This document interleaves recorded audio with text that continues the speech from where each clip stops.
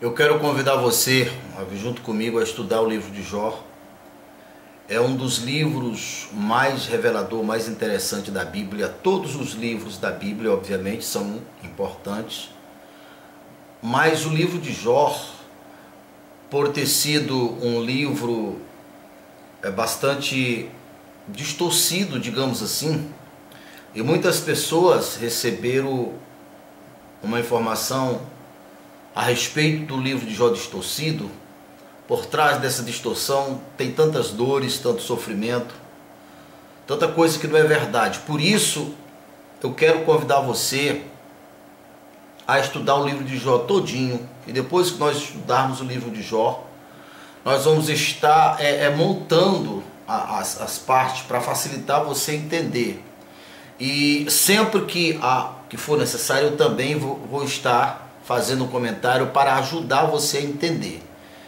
E mostrando para você alguns enganos, alguma distorção a respeito do livro de Jó. Então, vamos mergulhar nesse ensino que eu te afirmo que quando você concluir, você vai ter uma percepção totalmente diferente e com certeza a sua vida vai ser muito abençoada a partir do entendimento adquirido através do livro de Jó. Então, capítulo 1 de Jó começa falando sobre a sua família, a sua integridade e o próprio Deus. Então vamos lá. Havia um homem na terra de Uz, cuja o nome era Jó, e este era um homem íntegro, reto, temente a Deus e que se desviava do mal. E nasceram-lhe 7 filhos e 3 filhas. E o seu gado era 7.000 ovelhas, 3.000 camelos, 500 juntas de boi, 500 jumentos. Era também muitíssimos servos a seu serviço, de maneira que este homem era o mais rico de todo o Oriente. Ia seus filhos à casa uns dos outros e faziam banquetes, cada um por sua vez, e mandavam convidar suas 3 irmãs a comeres e beberes, cada um com eles. E aconteceu, pois, que, decorrido do turno dos dias dos seus banquetes, enviava Jó e os santificava, e se levantava de madrugada e oferecia holocausto, segundo o número dos seus filhos. Porque dizia Jó: porventura pecaram meus filhos contra Deus. E veio um dia em que os filhos de Deus vieram apresentar-se perante o Senhor. Veio também Satanás entre eles. Aqui eu já quero fazer um pequeno comentário a respeito desse assunto. A maioria dos intérpretes da Bíblia, até aqueles que gravaram também áudio, ao chegar aqui, eles sempre defendem a ideia em que esses filhos de Deus são os anjos. E eu não acredito que se trata dos anjos, porque a figura principal do livro é humano, é Jó. Já ativando o teu entendimento, você pode ter certeza que o propósito de Deus para o livro de Jó foi mostrar Satanás no seu ofício de acusar. E mesmo o livro de Jó sendo um dos livros mais antigos da Bíblia, mas pode ter certeza que a outra figura, a figura do Salvador, a figura de Jesus, já está aqui, lá nos Cordeiros, lá no final. Então você observa aqui que o próprio Deus está defendendo a integridade de Jó. Isso é confiável, é Deus que está defendendo a integridade de Jó. E mostra Jó no seu cuidado com a sua família, a ponto de fazer sacrifício no lugar dos filhos, com cuidado, em que os seus filhos tivessem pecado contra Deus. Tudo isso positivo, não tem pecado nenhum nisto. E de repente fala: veio o dia que os filhos de Deus. Se você for olhar, não tem canto nenhum na Bíblia aonde a Bíblia use os anjos como filho de Deus. O máximo que você pode encontrar são os servos do Senhor, mas aqui está os filhos. E observe que Jó não aparece, Jó não está aqui. E nós iremos, na leitura seguinte, você vai ver que Deus pergunta: vem de onde, Satanás? Vem de rodear a terra. O Novo Testamento afirma que Satanás é o príncipe do mundo, aonde Jó estava. Então vá associando uma coisa com a outra. De um lado está Deus abençoando a Jó. Isto mostra, este fato apresenta a Deus como um Deus bondoso, como um Deus abençoador, como um Deus, como um bom pai para Jó. O próprio Satanás reconheceu isso. Do outro lado está o acusador, Satanás. E não é por acaso que o fato dos filhos de Deus vieram se apresentar a Deus e Jó não vinha. Observe que ali aparece-se uma oportunidade, uma brecha, uma legalidade para o acusador acusar a Jó. Então você precisa estar atento a estes fatos. Esses filhos de Deus, com certeza não poderia ser anjos, porque está falando de Jó. Jamais se esperava que Jó fosse no céu, aonde alguns pensam. Então está falando ali de pessoas, de outras pessoas, que assim como Jó em outras partes do mundo, ou mesmo em Uz, também adoravam a Deus. O fato é, Jó não apareceu para adorar a Deus, Jó não apareceu para prestar conta. Então, já preparando o teu entendimento, o reino espiritual, que é o propósito do livro de Jó, que é um dos propósitos do livro de Jó, é mostrar como se dá os direitos adquiridos por Satanás no seu ofício de acusar. Então, mesmo aqui no nosso mundo, se porventura uma pessoa for acusada e ele for levado ao tribunal e não aparecer um defensor, um advogado que o retire ou que derrube a acusação, prevalece a acusação do acusador, que é por isso que se explica o porquê que Satanás adquiriu direito a partir do momento que Jó não veio adorar a Deus, prestar conta com Deus, porque toda a Bíblia, inclusive no Novo Testamento, fala dessa prestação de conta. Todos nós temos que prestar conta diante de Deus. Então, quis Deus está mostrando os bastidores para que ficasse registrado, para que nós soubéssemos como agir, como Satanás adquiriu direito. Então, vamos continuar. O verso 6, ainda do capítulo 1. E veio um dia em que os filhos de Deus vieram apresentar-se perante o Senhor, veio também Satanás entre eles.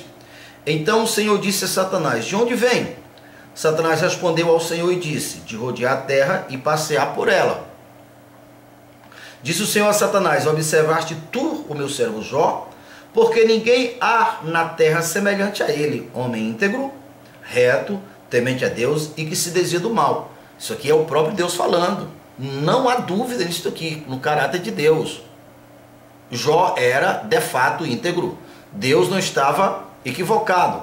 Agora, olha o acusador em ação, no verso 9. Então respondeu Satanás ao Senhor e disse: porventura teme Jó a Deus debalde? Traduzido, que Satanás está dizendo: será, tu acha, Deus, que Jó teme a ti sem interesse? De jeito nenhum. Em outras palavras, Satanás estava dizendo: tu foi enganado, Deus, tu foi tapeado. Jó de fato não é tudo que tu diz que ele é. Ele só te adora, ele só é temente a ti por interesse. O verso 10. Porventura tu não cercaste ele de bens, e ele e a sua casa e tudo quanto tem são obra, tu abençoaste as obras das tuas mãos, abençoaste o seu gado, aumentaste as suas terras. Mas estende a tua mão e toca-lhe em tudo quanto tem, e verás se ele não blasfema contra ti na tua cara. Está vendo a ousadia do acusador? Está vendo ele no seu ofício? Aqui ele está acusando nada mais, nada menos do que o próprio Deus, para que nós tenhamos noção com quem nós estamos lidando. Foi um dos propósitos de Deus registrar. Foi exatamente este, mostrar como Satanás opera. E disse o Senhor a Satanás: eis que tudo quanto ele tem está nas tuas mãos, somente contra ele não estenda a tua mão. E Satanás saiu da presença do Senhor. Aqui eu vou fazer alguns comentários. Primeiro comentário: é esse versículo que muitas pessoas acreditam que diante da provocação de Satanás, da acusação de Satanás, Deus simplesmente, para tentar provar para Satanás que Jó não era desonesto, como ele, Satanás, disse: pois vai lá, testa, vai lá, ele está nas tuas mãos, como algumas pessoas dizem. Vamos pensar. Você, um pai de família, pense aí no desafeto que você tem. Se porventura esse desafeto chegasse lá da região da cidade em que seus filhos estão morando, e você perguntasse: ô seu fulano, você tem visto lá meus filhos? Ele: sim, eu vejo. Você tem visto como eles são homens de bens? Aí o desafeto, que você sabe que é desonesto, que não tem escrúpulo, que não tem respeito, que não é digno de confiança, dissesse: tu acha, né? Também tu não deixa faltar nada para eles, tu manda tudo para eles. É por isso que eles são honestos, é por isso que eles te respeitam. Você teria coragem de dizer para esse seu desafeto que é desonesto: então vai lá, rouba tudo deles lá, faz desgraça com eles lá, mata eles, mata os funcionários deles, só para tu ver que ele é fiel? Você faria isto? Faria não, né? Você acha que Deus faria? Você acha que você é melhor do que Deus? Para aí. Quero chamar a tua atenção. Perceba que há aqui sutilmente o interesse de Satanás de difamar a Deus, colocar na conta de Deus esse desvio de conduta, esse desvio de caráter. Se Deus tão somente para provar para Satanás ser mais desonesto, você acha mesmo que Deus é um Deus tão infantil, um Deus que não é confiável, tão somente porque o inimigo dele chega e quer mostrar para ele ou provar para ele que aquele que o próprio Deus sabe que era íntegro, honesto? Tem sentido uma coisa dessa? Mas observe que é este o pensamento, a ideia que a maioria das pessoas tem, tirado aqui do mesmo livro de Jó. Aqui você está lidando com o chefe do engano, com o Deus do engano, com o Deus da manipulação. Temos que abrir os nossos olhos. Você verá nesse mesmo livro que Deus reprovou tanto a Jó quanto os 3 amigos dele, exatamente porque acreditavam que Deus tinha culpa. Um dos pecados de Jó foi exatamente este, já estou adiantando para você. Mas vamos continuar. Verso 12. E disse o Senhor a Satanás: eis que tudo quanto ele tem está em tuas mãos, somente contra ele não estenda a tua mão. Essa questão, essa expressão está em tuas mãos, pode ter certeza está relacionado a direitos adquiridos. Quero também lhe chamar a atenção que antes dessa acusação, Jó desfrutava da presença do Senhor, e tudo começou a partir do dia que ele não veio. Então veio Satanás e acusou. Então, diante da acusação, uma vez que Jó não se apresentou para derrubar, então Deus ali está como juiz, reconheceu a acusação, foi reconhecida e aceita, porque Deus é justo e verdadeiro. Então, por isso essa expressão, está em tuas mãos, ou seja, direito adquirido. Verso 13. E sucedeu um dia em que seus filhos e suas filhas comiam e bebiam vinho na casa do seu irmão primogênito, e veio o mensageiro a Jó e lhe disse: os bois lavravam, e as jumentas pastavam juntos a eles, e deram sobre eles os caldeus, e vieram sobre eles os sabeus, e os tomaram, e ao servo mataram a fio da espada, e só eu escapei para trazer-te a notícia. Observe que tem um planejamento, não foi por acaso que escapou um.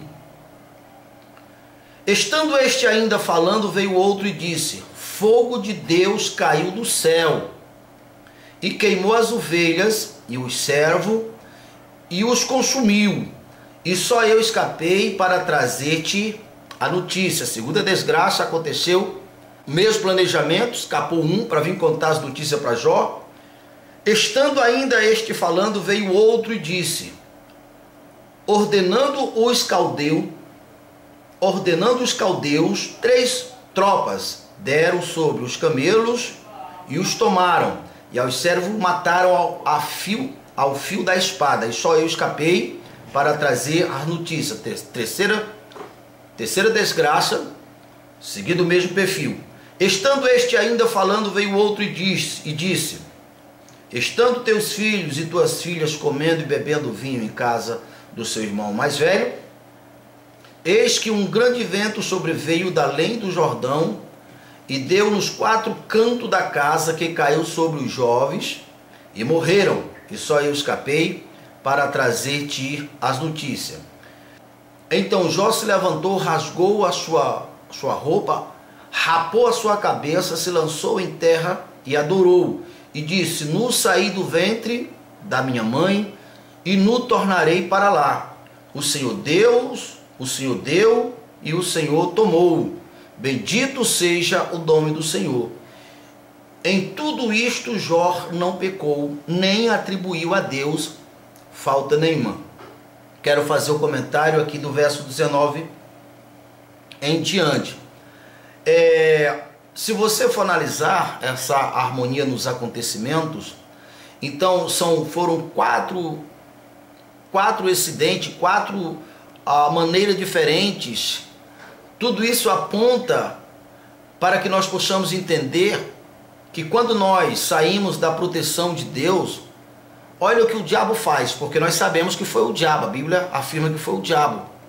Desde o vento, excitaram as outras pessoas, mataram os animais, fogo, relâmpago, tudo isso mostra como Satanás opera, como ele destrói.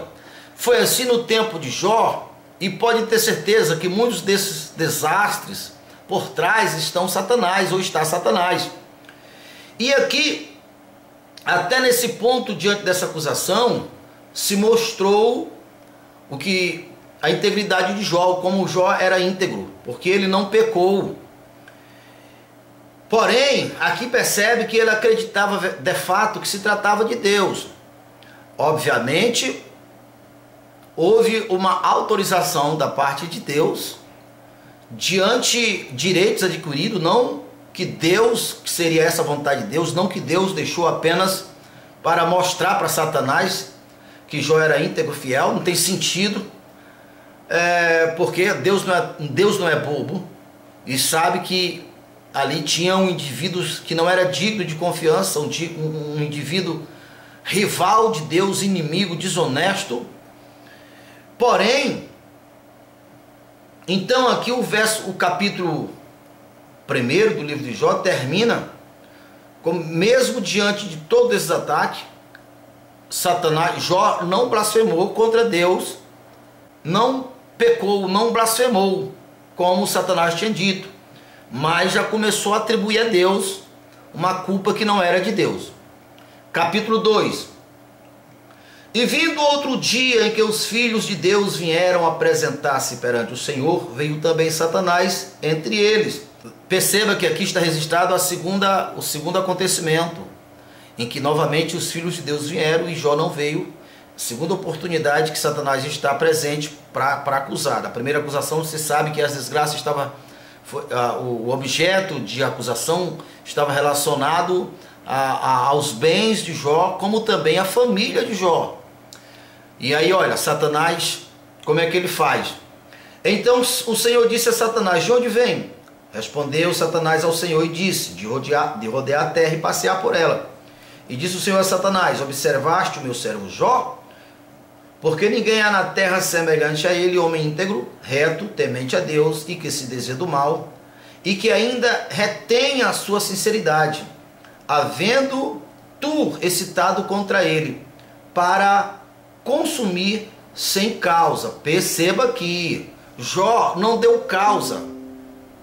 É o próprio Deus que está dizendo. Por isso que a gente tem que estar atento. Então, assim, aqui no livro de Jó, não tem registrado o que eu vou falar para você, mas você pode ter certeza que Jó, ele é subordinado às mesmas leis espirituais que todos nós somos.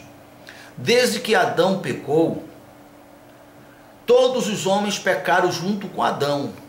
E você vai encontrar na palavra de Deus com todas as letras.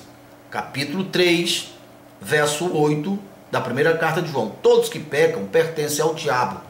E como Jó viveu depois do pecado de Adão, com certeza o que Satanás estava lhe acusando estava relacionado ao direito, ao pecado hereditário dele. Porque na sua índole, no seu caráter, Jó era um homem íntegro. Jó era um homem confiável, um homem temente a Deus. Não resta dúvida nenhuma, porque o próprio Deus está falando. Mas aqui no verso 3 do capítulo 2, o próprio Deus diz: ainda que tu me excitaste contra ele, sem causa, questão de direitos. Temos que entender isto. Deus jamais... O que Satanás quer é fazer com que ninguém tenha confiança em Deus. Ora, se Deus, tão somente porque um acusador, um ser desonesto, chegou e acusou aquele que o próprio Deus disse que era o mais íntegro, mais fiel, e Deus permitiu, eu vou trazer isso para mim e vou pensar assim: meu Deus do céu, se Satanás for me acusar, coitado de mim.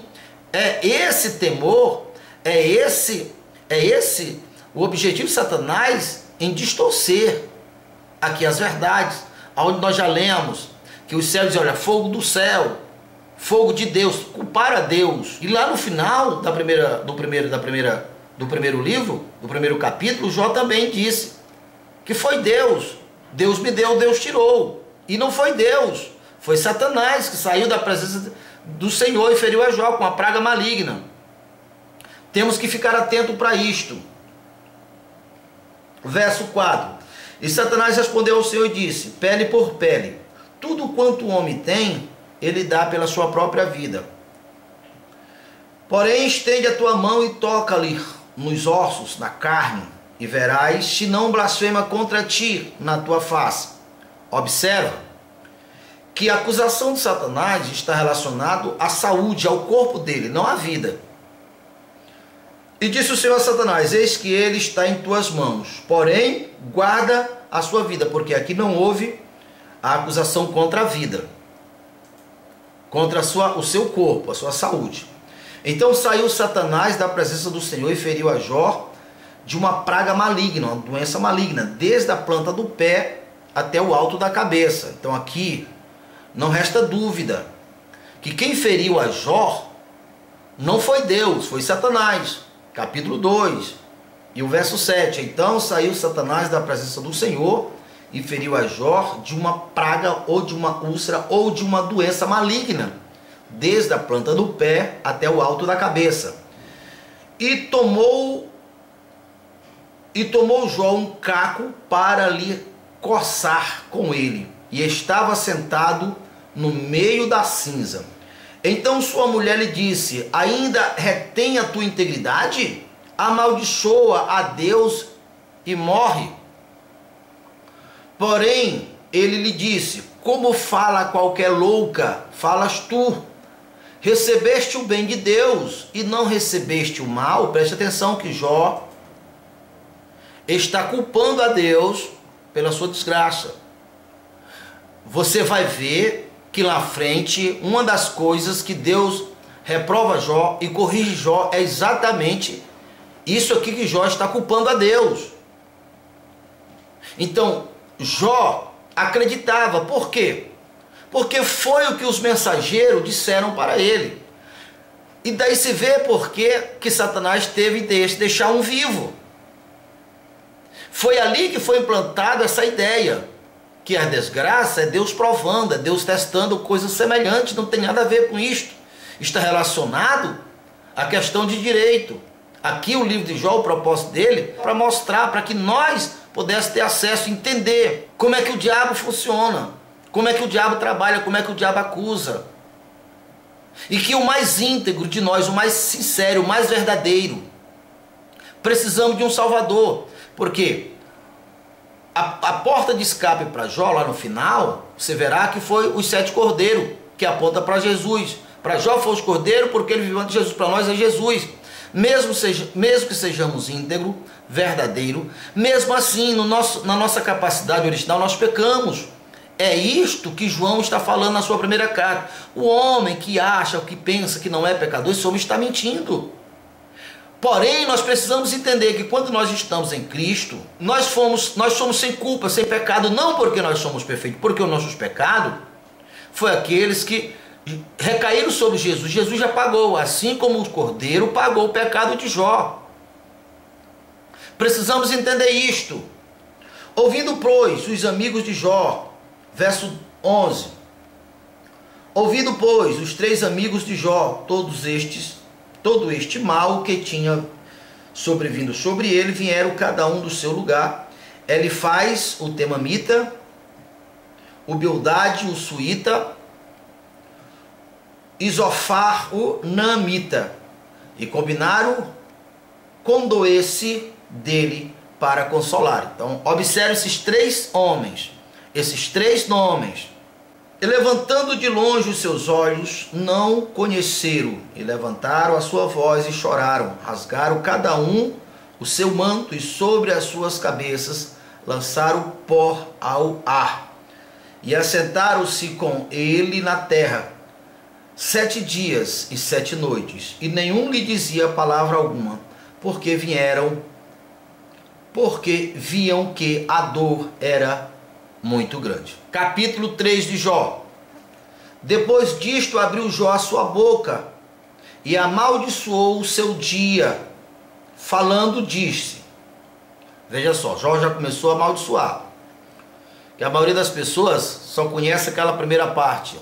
Nu eu vim, nu eu voltei. Até ali ele não tinha blasfemado contra Deus. Ele não tinha lançado palavra de maldição. O livro de Jó é 42 capítulos. A partir do capítulo 3, você já vê Jó começando a amaldiçoar. Converta-se aquele dia em treva, o dia que ele nasceu. E Deus lá de cima não tenha cuidado dele, do dia, nem resplandeça sobre ele a luz. Contamine-nos as trevas e a sombra da morte. Habite sobre ele a nuvem e a escuridão do dia e o espanto. Quanto aquela noite dela se apodere a escuridão, e não se alegra-se naquele dia, e não se alegre naquele dia do ano.